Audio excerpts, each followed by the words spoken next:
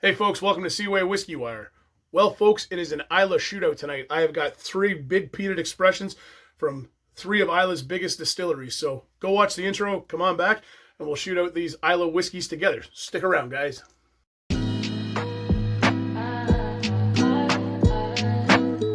Well, hey guys, thanks for coming back after the intro. I'm Tyler, and tonight at the bar, I thought we would do something fun tonight. I have prepared a nice lineup here of 3 lovely peated expressions from some of Islay's biggest distilleries, and really expressions that I feel really highlight the distillate as a whole. And this was really driven from my review of the Lagavulin 8-year-old, where I felt that the Lagavulin 8-year-old was a terrific representation of the house style of Lagavulin. So I've done that with some other distilleries here, guys. So what do we have on the bar here that we're gonna go through and sample here tonight and really give kind of my thoughts and opinions on them all in a lineup? We've got a classic here in the Ardbeg 10-year-old. So this is the 10-year-old expression from Ardbeg, and it comes in with an ABV stamp of 46%, non-chill filtered, no color added, and ex-bourbon cask matured primarily, or solely, pardon me. And then we've got the Lagavulin 8-year-old, which we just reviewed last week there as a whole, coming in at 48%. And I'm assuming it's non-chill filtered and assuming it's natural color. They don't really tell you on the packaging there. And again, solely or primarily matured in ex-bourbon casks. And on the end here, we've got the Laphroaig Quarter Cask, which is a non-age statement from Laphroaig, natural color, non-chill filtered, and ex-bourbon cask matured, and then finished in quarter casks. I was going to go with I could have went with the Laphroaig 10-year-old, but it has some sherry cask influence, and I wanted to keep it as much as kind of focused around the bourbon casks and really focus on the distillate as a whole. So that's why I've selected these 3 expressions here. Again, the Ardbeg 10, the Lagavulin 8-year-old, and the Laphroaig Quarter Cask, respectively. These have all been airing out in the bar here for about, I want to say, around 10 or 15 minutes. I poured them all pre-video, and the bar is just a smoky mess right now. It smells terrific, and I really want to get into them. So what I'm going to do is I'm going to go through each expression, give you my thoughts and opinions on each one, and then I will give you guys my recommendation. Honestly, it's going to be a tough one to recommend. I recommend all 3 of these right off the get-go. I can tell you that for certain. But really, which one I prefer, or which house style I prefer. So without further ado, let's get on to the lineup, starting off with the Ardbeg 10-year-old. On the nose. Just an absolute classic nose. Classic Ardbeg peat. Really, it's that campfire that's burnt right down to the ash. It's smoldering. You got some sea spray on there, some coastal notes, some brine, seaweed, a bit of vegetal state to it, vanilla, and then this nice fresh note on the end there, fresh lemons, fresh limes, fresh green apples. Almost like a cleaning supply kind of piece there. Not abrasive, but it's that fresh and clean. It really is kind of yin and yang tied in there with that peat. And the peat isn't overly dirty as much as Ardbeg is really usually a real heavy, dirty peat. This is not a real dirty peat. Very, very fresh, very, very friendly dram at 46% ABV.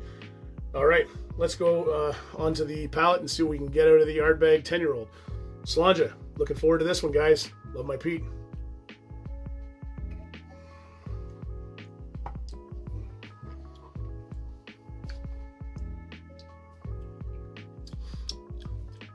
There's that Ardbeg peat, and this is it, like a more dirty peat on the palate. Campfire, ashy note, and then right behind that vanilla, like a vanilla ice cream. Right into that citrus, right into that fresh lemon lime, that apple, maybe a little bit of grapefruit in there too, and this nice warming kind of pepper, white pepper, black pepper spice on the back end there. Very, very nice indeed. Yeah. Very fresh, very lively palate and nose on the Ardbeg 10-year-old. Let's hop over to the Lagavulin 8-year-old, which is I just did the review on this last week, so it's kind of more fresh in my mind. But let's dive in and put it up against the Ardbeg 10 and see what we can pull out of the Lagavulin 8-year-old on the nose.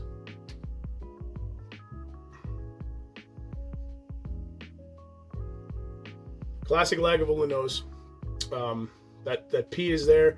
The peat is campfire, but it's more of a burning campfire, not really down to the ash. It's interesting pulling. You get those freshness on here too. It's just more astringent. It's more like an apple cider vinegar on here now. I'm still getting the vanillas. I'm still getting that sea spray, that brine. It's not nearly as vegetal. You don't get the seaweed as much in the Lagavulin 8. And then at the back end, it's kind of, there's some oranges in there behind it. Some orange undertone. Lemons, limes. It's more of a grilled lemon, I would say. Maybe a little bit of pineapple in there. Yeah, very, very contrasting noses for sure. And again, this is a great exercise. I'm already finding out because you're reviewing the two different house styles, and I can't really wait to get onto the Laphroaig as well. But let's go back and try the palate on the Lagavulin 8 and see what we can pull out of there. So, Slàinte, to your health, and number 2, guys.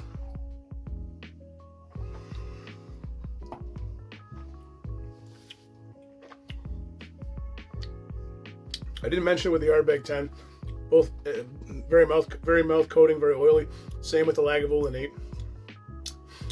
The Lagavulin 8 does have a more punchy, or I guess I shouldn't say as, it's as punchy from a peat perspective as the Ardbeg 10-year-old. The peat on the Lagavulin 8 isn't as dirty. It's a more cleaner peat, kind of more iodine note, maybe like that medicinal peat, more earthy peat as opposed to the campfire ashy peat that the Ardbeg has.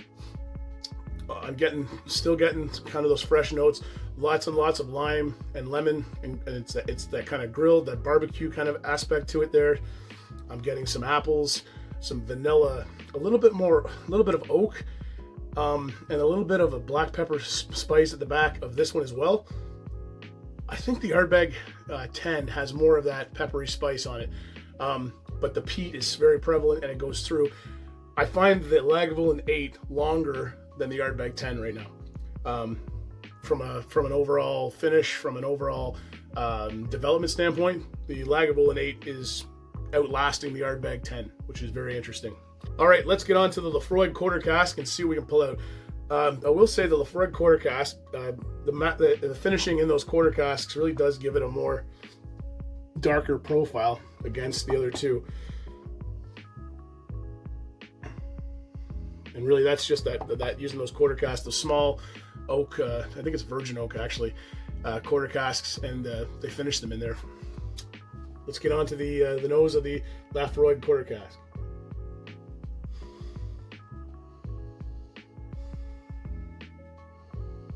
And I think this is a great profile of their distillate over the 10. The 10 I find very phenolic and very, iodine, Band-Aid, and really focused on that peat heavily.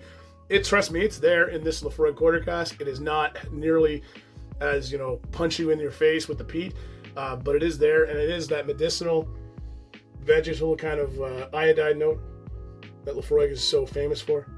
But it's not divisive. And I think that's the nice thing. It's like the 10-year-old, but it's got way more control. And then behind that, some vanillas, caramels, toffee, some green apple in there too, some pear. It's not as citrusy as the other two, and that's probably kind of imparted maybe by the quarter cask, I would think. Yeah, it doesn't have that. It's a clean nose, but it's not nearly as fresh and citrusy as the Lagavulin 8 and the Ardbeg 10-year-old. But you know what? Let's get on the palate and see what we can pull out of the Laphroaig Quarter Cask. This has been a while since I've had this one too, so it's a refresher for me, guys. So, Slàinte, to your health, and let's go into the quarter cask.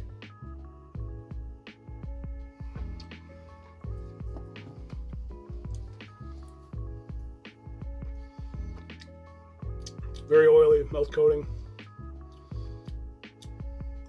The peat is in there. It's that iodide, that wet Band-Aid, medicinal peat.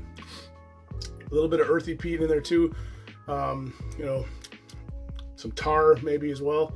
Road tar, which is a little bit different than these two here. It's not that campfire ashy peat. This is more medicinal again, more rubber tire, industrial kind of peat. And then behind that, we're getting a nice dose of vanilla. We're getting a nice dose of caramel, buttercream, icing. I'm gonna go in for one more sip, guys, because still pulling some stuff out of this one.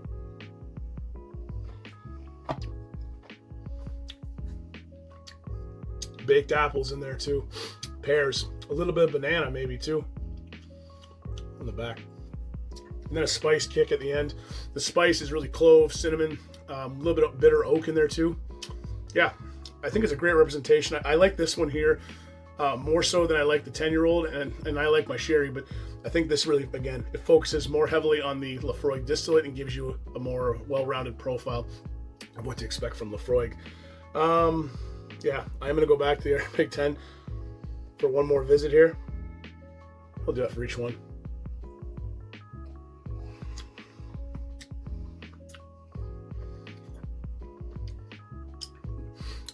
The nose just seems to be more lively. Palate much more lively than the quarter cask in the Ardbeg 10-year-old. Put it up against the Lagavulin 8. Again, the Lagavulin 8 really, and I'm pulling it out now because I've got kind of gone back to these two here, but it has this again, that acidity, that apple cider vinegar kind of note, or balsamic vinegar kind of note to it.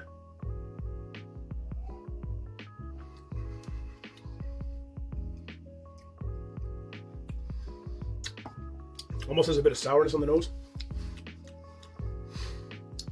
Lemons, limes, grilled pineapple, vanilla. Yeah, it's a tough one, guys. I mean, I know I already kind of stated it at the start of the video. I recommend all three of these. All are great expressions from their respective distilleries there. I am going to have to go with the Ardbeg 10-year-old. The Ardbeg 10-year-old is an absolute classic to me. It's one that I go back to over and over again. My bottle is almost ready to be replaced, to be honest with you.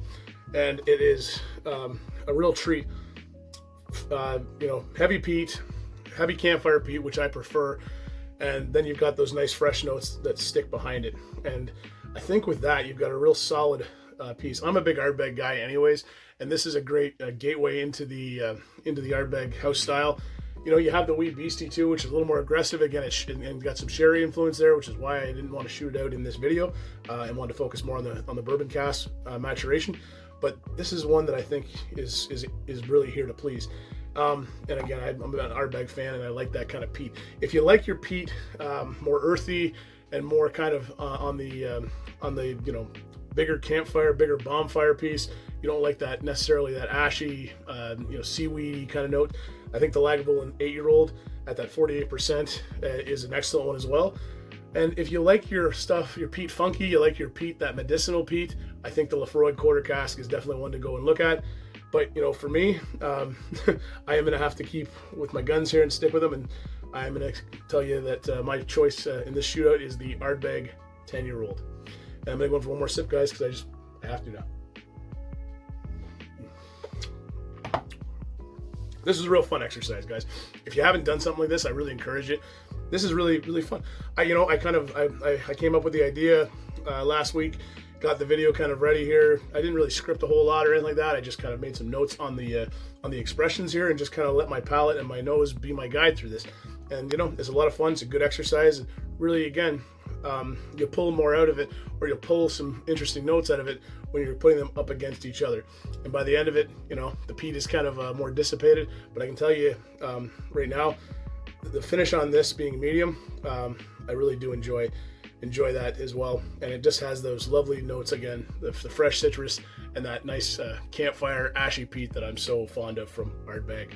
But anyways, again, encourage you guys to do something like this. And if you like what we're doing here at Seaway Whiskey Wire, well, you guys know that drill. Like and subscribe down below. And hey, don't forget to check me out on Instagram at Seaway Whiskey Wire for more content. If you guys are still hanging around this long in the video, thank you very much. Really appreciate it. Loved coming down and shooting out some great Islay whiskeys here. And you know, it's fun for me. It's challenging, and I really enjoy it, guys. Love this little gig I have here, so thank you guys for supporting it. Well, guys, I'm gonna grab my Ardbeg 10-year-old here and finish it up. And yeah, then I'll go down the line here and finish up the rest of these drams as I enjoy them all. But yeah, definitely in this exercise, Ardbeg 10 prevailed. So take care, all the best, and I'll see you around, guys. Bye for now.